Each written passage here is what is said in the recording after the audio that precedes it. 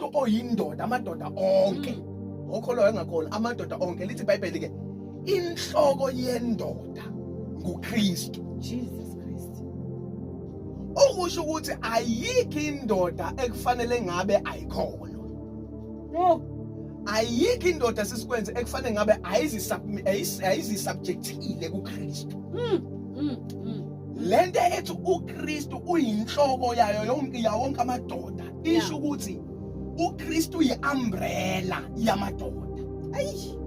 uKristu uyi-covering yamadoda onke Jesus Christ. okusho ukuthi njengamanje indoda njengoba ikhona emhlabeni i-direction yokuhola umndeni ithola kuKristu Yebo. ivision yokukhulisa umndeni ithola kuKristu Jesus Christ. okusho ukuthi indoda enganaKristu leyo ndoda is blind Yo. No direction. because there is no direction from the head. Jesus Christ.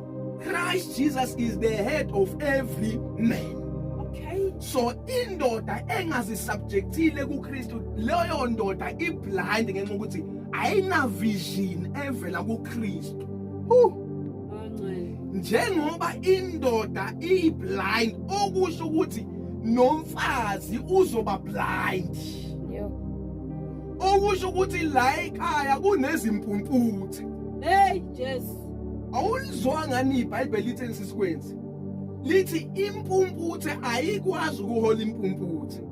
Yo. Ngenxa ukuthi impumputhe mayihola impumputhe yothi mayingena emgodini nalowo munye impumputhe alandela ngene. Why? Because amehlo avalekile kulabantu bobabili. Hey, Nkosi yami Jesus. Kulo wesilisa avalo ukuthi i-covering akazi subjectile kuKristu Jesu. uKristu Jesu uyena ovula amehlo omuntu wesilisa. Yeah.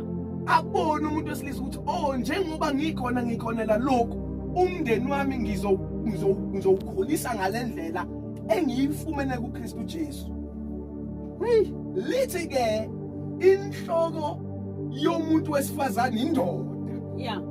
Likhuluma ngecovering balaleli. Ubese lithi noma imuphi umuntu wesilisa oprofetayo elokuzile emboza ikhanda lakhe.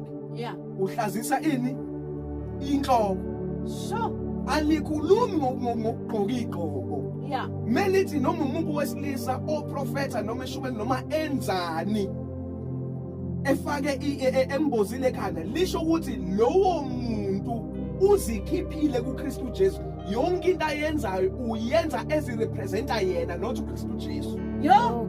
Selithi iBhayibheli lowo muntu uhlazisa uKristu Jesu.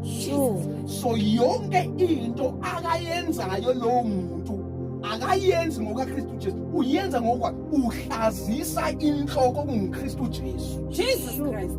So whatsoever that you do uKristu Jesu engayona icovering yakho.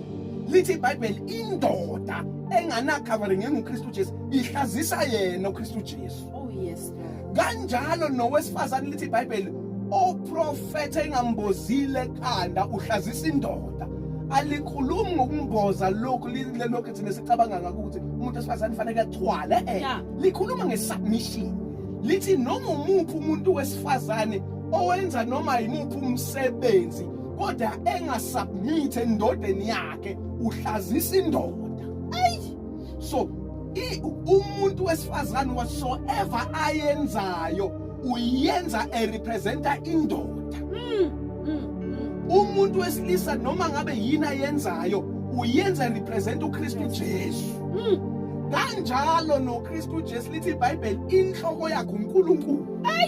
Jesus Christ. Ingakho phela sisikwenze athi uKristu Jesu ayikho into ayenzayo ingavelanga kubani uBaba. Yonke into ayenza uyenza lento engcamashi ayibone kubani kuBaba. Why? Because uBaba inhloko yakhe uyicovering yakhe uKristu Jesu.